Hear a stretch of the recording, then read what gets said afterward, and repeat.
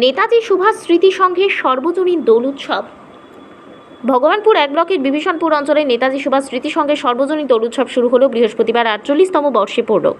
শুভ উদ্বোধন করেন রামকৃষ্ণ মঠ চণ্ডীপুর স্বামী সর্বপ্রধানন্দজি।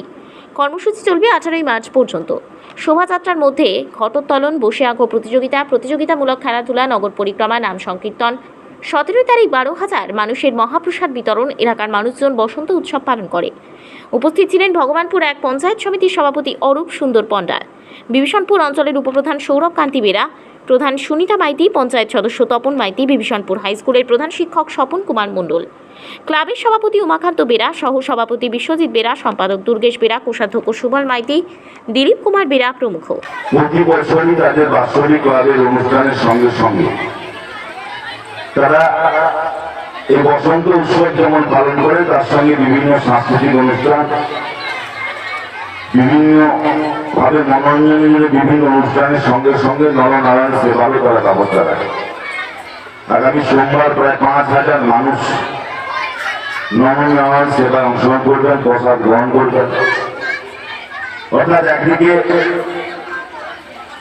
একটা ধর্মীয় বাতাবরণ তৈরি করে যেমন চেষ্টা করা হচ্ছে, আবার একটা সাংস্কৃতিক মানসিকতা তৈরি করে সমাজের কাছে গ্রামের ছেলে মেয়েদের জন্য উপহারের ব্যবস্থা করেছে। আবার পরম সেবা, নরনারায়ণ সেবার মতো একটা কাজের মধ্য দিয়ে মানুষের কাছে তাদের বার্তা, সামাজিক বার্তা পৌঁছে দেওয়ার চেষ্টা করা হয়েছে। প্রথমে বক্তব্য আমি আমাদের মহারাজ দেবেন, ওনার বক্তব্য আজকে আমরা সবাই শুনবো। ওনার প্রতি কৃতজ্ঞতা জানিয়ে উপস্থিত হওয়ার জন্য আপনাদের কাছে ওনার সম্পর্কে আমি এক কথা বলি।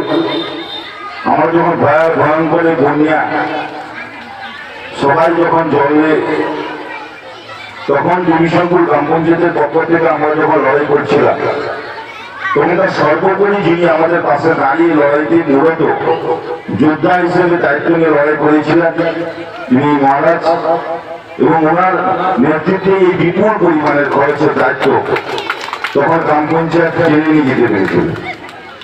সর্বোপরি রামকৃষ্ণ মিশন সাধারণভাবে খাবার পৌঁছে দেয় মানুষের কাছে, কিন্তু বিভীষণপুর তৎকালীন যে পরিস্থিতি তৈরি হয়েছিল, যে খাবার নিয়ে প্রত্যেকটা সেন্টার, আমাদের ৭-৮টা সেন্টার ছিল, সব সেন্টারে পৌঁছানো সম্ভব ছিল না। কিছু জায়গায় খাবার তো এসেছিল, কোনো কোনো জায়গায় এখানে নয়, কটা ফুড বিস্তীর্ণ এলাকা। তারপরে দাঁড়িয়ে আরো যেখানে পার্সোনালি খাবার তৈরি করা যেত, সেখানে ওনারা অর্থনীতি সহায়তা বাড়িয়েছে, বিভিন্ন ভাবে পাশে দাঁড়িয়েছে, নিজে মাঠে নেমে, নৌকায় নেমে এই রাস্তা দিয়ে গিয়ে গিয়েছিল, এই পুকুরের উপর দিয়ে এই স্কুলে এসেছিলেন এবং তিনি লড়াই করেছিলেন, যার জন্য আমরা তখন সবাই ওনার পাশে ছিলাম। এবং সর্বোপরি এই বন্যার ভয়ঙ্কর বন্যাতেও আমরা মানুষের পাশে থেকে তাদেরকে পাশে নাড়াতে পেরেছিলাম। একটু আগে বলছিলেন বিভীষণপুর হাই স্কুলের প্রধান শিক্ষক মহাশয় যে বর্তমানে যে রঙগুলি ব্যবহার হয়, সে রঙগুলি অত্যন্ত ক্ষতিকর, বিভিন্ন রোগের কারণ হতে পারে, কিন্তু তৎকালীন যুগে যে রঙগুলি ব্যবহার হতো সেগুলো সব ভেষজ। শাস্ত্রে বলা আছে যে কাপড় রং করা হয় যে রং দিয়ে, সেই রঙগুলোই ছিল তৎকালীন দিনে মানুষের খেলার রং।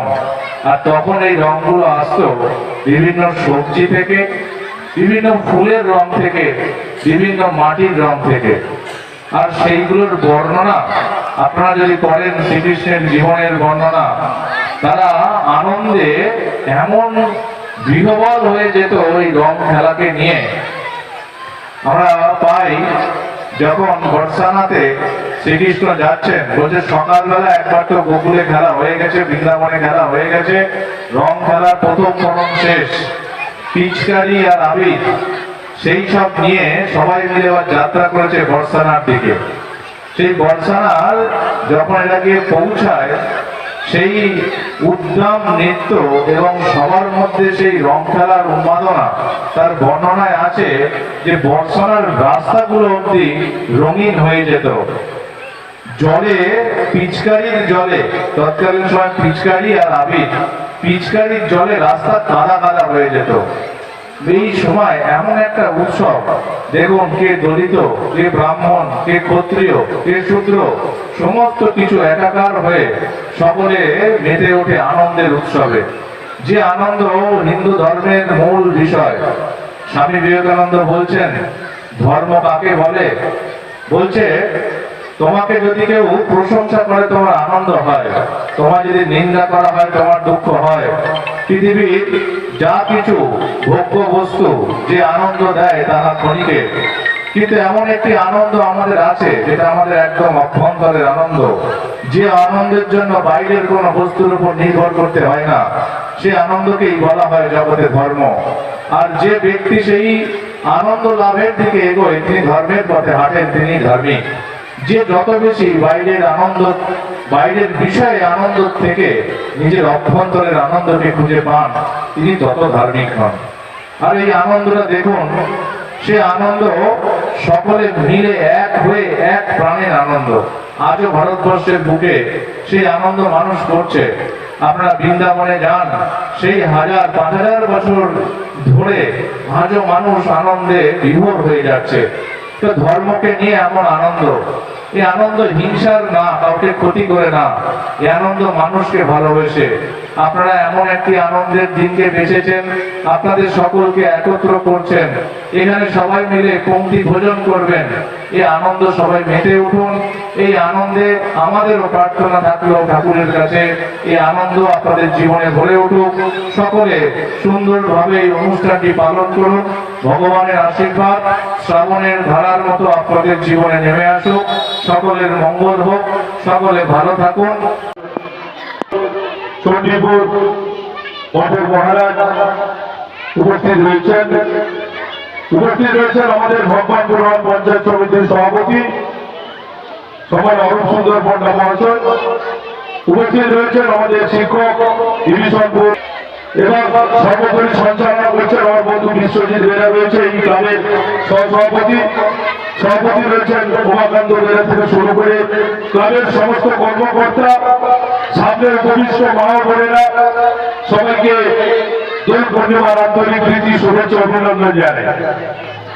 প্রত্যেক বছর এই ডিভিশনপুর নেতাজি সুভাষ স্মৃতি সংঘ প্রায় 8 দিন ধরে বিভিন্ন সাংস্কৃতিক অনুষ্ঠান থেকে শুরু করে মহাপ্রসাদ সেবনের ব্যবস্থা করেছে প্রায় 6 থেকে 7 হাজার মানুষের।